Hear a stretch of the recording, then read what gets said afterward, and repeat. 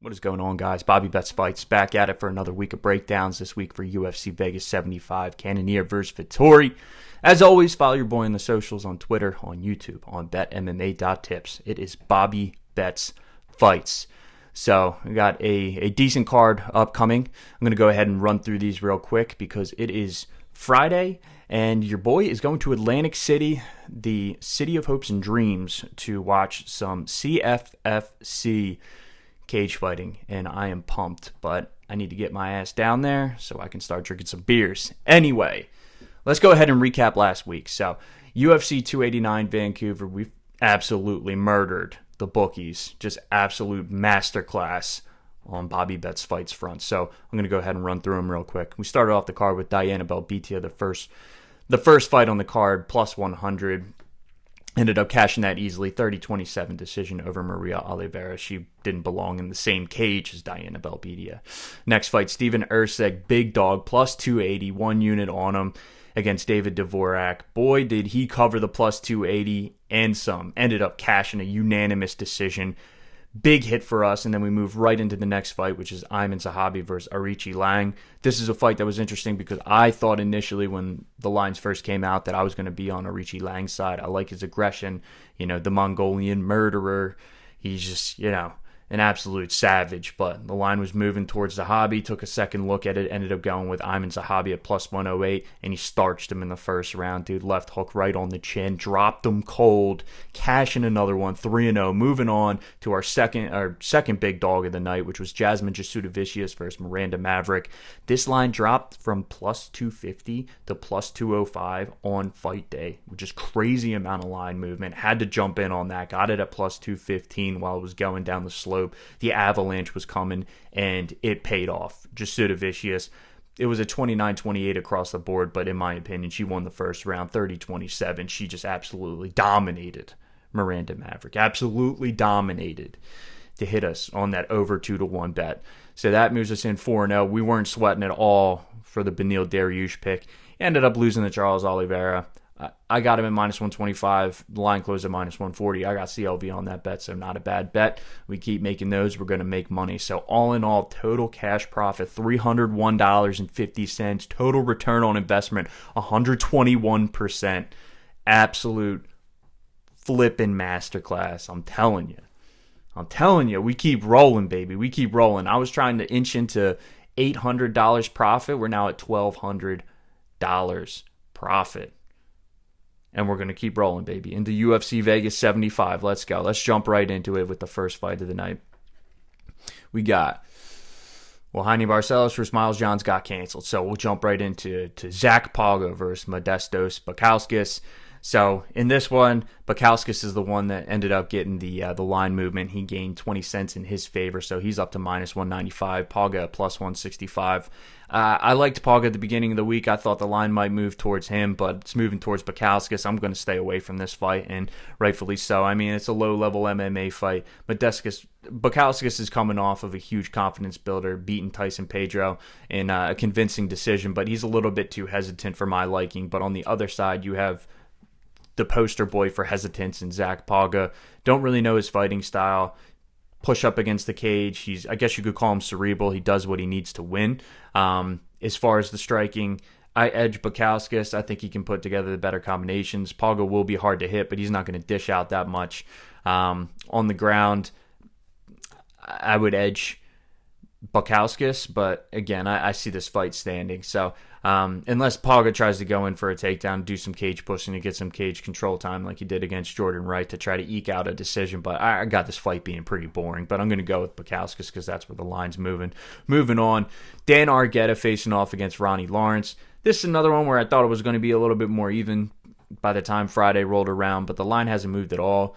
Lawrence was at minus 190 on Sunday. He's still at minus 190. Argueta's at plus 160. So minimal line movement, but nothing that would justify taking the dog in this one. I got to pass on this fight altogether. Don't have any action on it. If I had to make a pick, I'm going to stick with Lawrence because the line hasn't moved at all. And also just because you look at the past fight that Dan Argueta had against Damon Jackson, the Leech.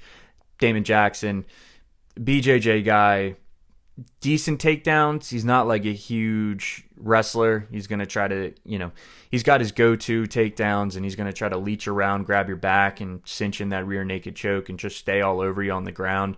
Argetta got taken down multiple times and controlled by Damon Jackson. Ronnie Lawrence game plan. I'd say Ronnie Lawrence is a better wrestler than Damon Jackson. I'd say Damon Jackson is a much better BJJ practitioner than Ronnie Lawrence. But yeah, I think Ronnie Lawrence can mix it up, rinse and repeat with the takedowns. Argetta's got a good offensive takedowns, so it wouldn't surprise me if it was closer than people think, because, Argetta did a pretty decent job in the third round against Damon Jackson, and Ronnie Lawrence struggled against Said Yakub Kakramanov, but I can't put Argetta in the same category as Said Yakub. I mean, I'd say Said Yakub's wrestling is, not light years ahead, but pretty far ahead of Dan Argetta. So going with Ronnie Lawrence in the matchup, I think he can mix it up and win a decision. Moving on, Teresa Bleda versus Gabriela Fernandez. A clash of styles in this one. Teresa Bleda, you know her game plan. She's just going to rinse and repeat, spam takedowns, and try to keep you on the ground, hold you down, and she'll go for a submission. I mean, she'll try to grab an arm, go for an arm bar, but she's more than content to stay on top and control. Gabriela Fernandez going to want to keep this fight standing. She's got good strikes out of the southpaw stance. She throws together combinations. She knows when to jump in. She likes going first, which is something that I really like out of her. As far as the line's moving towards Fernandez. Teresa Bleda opened -225. Actually, that's a lie. She opened closer to -250. She's now at -225. Gabriela Fernandez was +225. She's now at +190. So I like the line movement going in Fernandez's way. I can see why people are hesitant to take Fernandez, because she got taken down and controlled by Jasuda Vicious. But I think if we learned anything from Jasuda Vicious' last fight against Miranda Maverick, is that she is every bit of that Olympic silver medalist freestyle wrestler that she was marketed to be. So I really don't know if Teresa Bleda is on the same wavelength as a Jasmine Jasuda Vicious. And Teresa Bleda, if there's anything, if you make her work for her takedown, she's going to gas out. I mean, she looked like crap against Natalia Silva in the second half of that fight, in the second round and the third round, before she ended up getting finished. I think Gabriela Fernandez is definitely going to do more damage in this fight, and it absolutely is an opportunity to take a flyer on her. So I got her in for one unit. I got her at +205. Moving on to the next fight, we got Carlos Hernandez facing off against Dennis Bonder. Another close fight. I mean, Carlos Hernandez, jack of all trades, master of none. Decent on the feet, decent on the ground, but he's not going to wow you in any category. Dennis Bonder, I like his aggression. Kind of cut from the same cloth, in my opinion, as Carlos Hernandez. I mean, he throws a lot into all of his shots, which is a good and a bad thing, in my opinion. He can wrestle for sure. He's going to have the advantage on the ground. It's lined pretty close. Bondar ended up 20 cents worth of line movement going in his favor. I know a lot of people are on Bondar this week. Carlos Hernandez is scrappy, so I think this is going to be a pretty close fight. As far as the finishing equity, yeah, I would go with Bondar. If anyone's going to finish the fight just with his pure aggression, he's probably going to be the guy, so I would edge Bondar in this matchup. But Carlos Hernandez is no slouch in this matchup. I mean, like I said, jack of all trades, master of none. He's going to be able to mix it up. He's going to hold his own on the ground, and he's definitely going to hold his own standing, especially if he can be crafty. Bondar's going to be trying to walk him down the entire time, going to be trying to land those big bombs. I think he definitely has a shot. This fight, for me, is a pass, but if I had to make a pick, I'm going with Dennis Bondar. Moving on, we got Kyung Ho Kang facing off against Christian Quinones. So Kyung Ho Kang, in his last fight against Dana Bakdagral, ended up surprising, I think, pretty much everyone. A guy who's known for his, Brazilian Jiu-Jitsu. Well, I guess he's from South Korea. South Korean Jiu-Jitsu, we'll call it. Came out and just with a wicked jab, just jab, low kick. It would literally look like a Sean Strickland at bantamweight, his last fight. It was just like a just impeccable jab. He's just touching Bakary up with no problem. Went in for a few takedowns, but I think that was just to show it. He really wanted to keep that fight standing, which is shocking because Bakary has so much pop in his hands. Christian Quinones had a pretty good showing his last time out, too, against Khalid Taha. Kind of cut from the same cloth as Kang. He's going to fight behind a good jab, and then he's going to look to land that right, which he did right onto Taha's temple. Ended up dropping him and ended up finishing with ground and pound. So Quinones, good movement on the feet. He's in and out. Kyung Ho Kang, he cuts on the feet, at least against Vettori.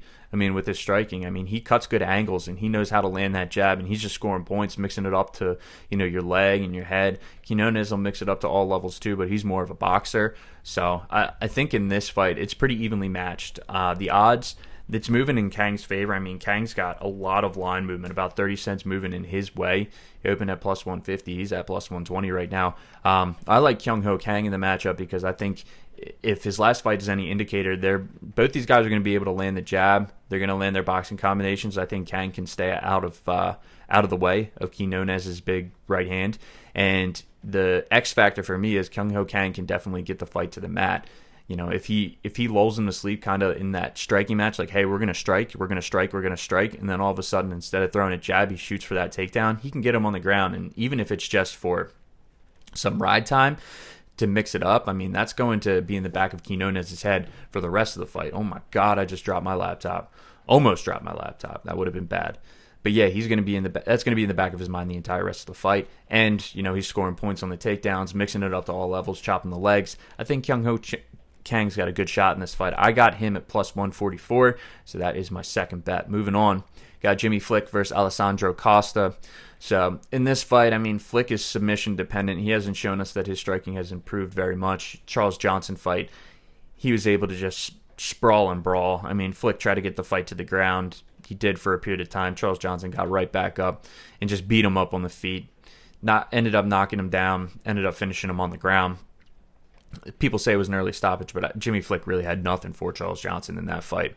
Coming off a long layoff, so I guess we'll give him a little bit of credit. But against Alessandro Costa, who had a pretty good showing against Amir Albazi his first time out, throwing together some good boxing combinations, some good counters, looked pretty decent on the feet. It was pretty evenly matched in the first, and then Albazi noticed that Costa was throwing the same counter each time. Instead of jabbing, threw a straight, dropped him, and then the same thing. Instead of throwing that jab, threw an uppercut, boom, dropped him, ended up finishing him. But it was a pretty good showing for Alessandro Costa the last time out. If Alessandro Costa fights smart, he should win this fight. I think he should try to keep it standing instead of going to the ground and going into Jimmy Flick's world and giving him the only chance that Jimmy Flick has to win this fight, which is on the ground by way of submission. Instead of going down to the ground, instead of going into his guard, just get back up, keep it on the feet, keep jabbing him with those 1-2s, and then look to throw those hooks when Flick tries to close the distance and throw his shots to inevitably try to get it to the cage and try to take him down. So I think, Costa's got a pretty good shot in this fight. I mean, as far as the line, it's moving in Costa's favor about 15 cents. He's now at minus 270. Jimmy Flick, if you like him, he's right around plus 230. So I like Alessandro Costa in the matchup. He is a part of a parlay that I will give you the second leg later on in this breakdown. So going with Alessandro Costa, part of a parlay. That's bet number 3. Moving on to our main card, we got Nicholas Dalby versus Muslim Salikov. So in this one, let's see. Dalby's got a little bit of line movement towards his favor, about 10 cents. But this is another fight that I'm going to stay off of because Dalby, karate stance, fighting Muslim Salikov, who's known for his wushu sanda. I mean, Dalby's just kind of a touch and move guy. He doesn't really have much pop in his hands, and he's going to just kind of throw these leg kicks out. Just there scoring points purely. Muslim Salikov, he's going to have more impactful strikes. Even if he doesn't out-volume Dalby, he's going to be the one that's hitting harder and doing the more damage. I think he's got the wrestling advantage in this area as well. I think he can take the fight to the ground. I think Dalby could mix in a takedown or two, but I think Salikov's going to be able to defend him. Salikov, not much he's going to do on the ground except try to stay heavy and try to get that ride time, but I really do see him winning this fight. So I got Muslim Salikov as my pick. I don't have him as a bet because the line's moving the other way, and it's a little bit too rich for me. He's at minus 180 right now. Dalby at plus 155. Don't really like Dalby, and this was the way the line's moving. It's dog or pass for me. So passing on the fight as a bet, but if I had to make a pick, going with the king of kung fu, Muslim Salikov. Moving on, we got Manuel Torres facing off against Nicholas Mota. So this is an interesting fight. Could be a potential fight of the night. Both of these guys like to bang on the feet. I mean, Mota, big overhand right and great high leg kick. I mean, those are his two weapons, and he's going to look to set them up, and he's going to go back to the well multiple times. Pretty comfortable on the feet. The only knock on him is in all 4 of his losses, he has been finished. So he is susceptible to getting finished. Manuel Torres, he's another one, just absolute all-action fighter on the feet. He's going to bring it everything. He's going to throw everything at you in the first round, and he's going to come at you with the kitchen sink. So good boxing combinations out of Manuel Torres. Absolutely starched Frank Camacho in his last fight. And then before that, on Contender Series, ended up starching Colton England, who I think he thought he got poked in the eye, but it was a punch, and then he just kind of crumbled. He didn't fight back, so it was kind of an awkward ending. But I'd say the only knock on Torres is he's a little bit of an unknown as far as fighting the top-tier competition. You know, we only got one UFC fight, and he starched Frank Camacho, who's no longer in the UFC, and we all knew he was on the downturn as well. After Camacho got finished by Justin James, who's now out of the UFC as well. So I like Manuel Torres in this fight. I like his boxing combinations, and I think Moda, if he gets touched, he can be a little hesitant. We saw that in the Jim Miller fight, and Manuel Torres is not a guy that you want to start getting hesitant with. So I think if Manuel Torres starts touching him, he's going to have success. Manuel Torres also never been knocked out, so he's got a chin. I think he's lost one decision and one by way of submission. So Moda, I don't really think I think he's going to want to stand and bang. I don't see there being anything on the ground really in this fight. But, you know, if it is standing like I think it's going to be, I like Manuel Torres. I got in a little bit late on him, minus 180. I mean, the line was moving in his favor. If you look at it for Torres, about 20 cents worth of line movement. His way, minus 155. He's now minus 175. I got in late. He ended up tipping over into minus 180, and that's when I took him. Ended up coming back a little bit. So not looking like the greatest bet on my end as far as CLV is concerned, but I do think Manuel Torres is a side, and that's my fourth bet on the card. Moving on, we got Pat Sabatini versus Lucas Almeida. This is a tough one because I really wanted to go with Lucas Almeida because he's cut from the same cloth as Manuel Torres, just an all-action fighter. The only difference with him is he's going to come forward with that forward pressure, and he can also do a lot of good work on the ground with his jiu-jitsu. The only problem with Pat Sabatini is he's a really good wrestler, and he's got really good top control, and he's also very good at Brazilian jiu-jitsu. So Almeida's going to want to keep this on the feet. If he can keep it standing for any extended period of time, he's going to do a lot of damage on Sabatini, who striking has gotten a little bit better, but he just isn't the level of striker that Lucas Almeida is. And if you watch the Zell Huber fight or watch any Lucas Almeida fight like he fought against Trezano, I mean, the dude is a zombie. He can get dropped, but he's going to get up and he's just going to dish it right back to you. And Sabatini being knocked out in his last fight against Damon Jackson, granted it was from a knee, not a punch, but if Sabatini doesn't get this fight to the ground, he can be in real trouble. That being said, the line is moving towards Sabatini about 20 cents. It's a lot of line movement, so people are pretty confident that he's going to be able to get the fight to the ground and get the job done, at least get that top pressure. I don't think Almeida is going to be able to sweep on his back. I think Sabatini's just too strong for him to have any type of sweep or get back to his feet, and if he does, Sabatini's just going to chain wrestle him back down to the ground and stay on top. There's going to be a lot of control time in this fight. It's dog or pass for me on the line, so I'm passing, but if I had to make a pick, I'll go with Sabatini.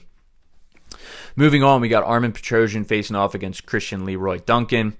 Another interesting fight, clash of styles. Leroy Duncan is a finisher to the nth degree. Pretty flashy. He'll throw a lot of spinning attacks at you. Very comfortable on the feet. Is susceptible to getting taken down. Oh, God, my nose is so itchy. Whew, not going to have time to edit that out. Anyway, Armen Petrosyan, on the other hand, a technical striker. He's going to look to mix it up. He's going to look to score points. AJ Dobson fight, just chipping away at that low leg kick, throwing the jab out there. Dobson had a heavy, a big shell, and he kept shelling up on those punches. And you could make the argument that Dobson landed just as equally as Petrosyan as far as strikes that actually landed, because Petrosyan was throwing a lot more volume, but you could argue that those strikes weren't landing because they were landing on the forearms. Dobson thought he won the fight. Armen Petrosyan ended up winning the fight by unanimous decision, and I'd have to agree with the judges. I mean, it's just bad optics when you're curling up like that and you have that big shell. So I think Armen Petrosyan has a real shot in this fight because it's just going to be the same game plan against Christian Leroy Duncan, who, I would say Duncan has the finishing equity in this fight. Petrosyan really hasn't showed that level of finishing ability in the UFC just yet, but I go back to the Gregory Rodriguez fight where Petrosyan was able to eke out a decision against Rodriguez. Just the volume, and he knows how to work his way around someone who's got heavy hands like Leroy Duncan. I think if he can avoid the spinning attacks, he's just going to be chipping away at those legs. He's going to be throwing a lot more at him. Whether or not it's landing or not, the optics for the judges, unless Leroy Duncan can really hurt Petrosian, I think Petrosian can take a decision easily in this. And he can also duck under. I mean, Leroy can get taken down. He gets back up, but still, that's just something to seal the end of the round. And Petrosian, if anything, he's a cerebral fighter. He wants to get the win. He wants to double his money. So the line's moving in Petrosian's favor about 30 cents. I mean, he was about plus 150. He's down to plus 120 now.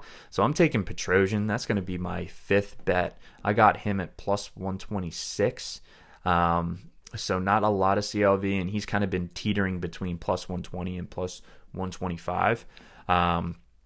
So we'll see where it settles. I might not get the most CLV out of that one like we did with Torres, but I will take a shot on the dog in this fight, going with Arman Petrosian. Moving on, Arman Tsarukyan facing off against Joaquim Silva.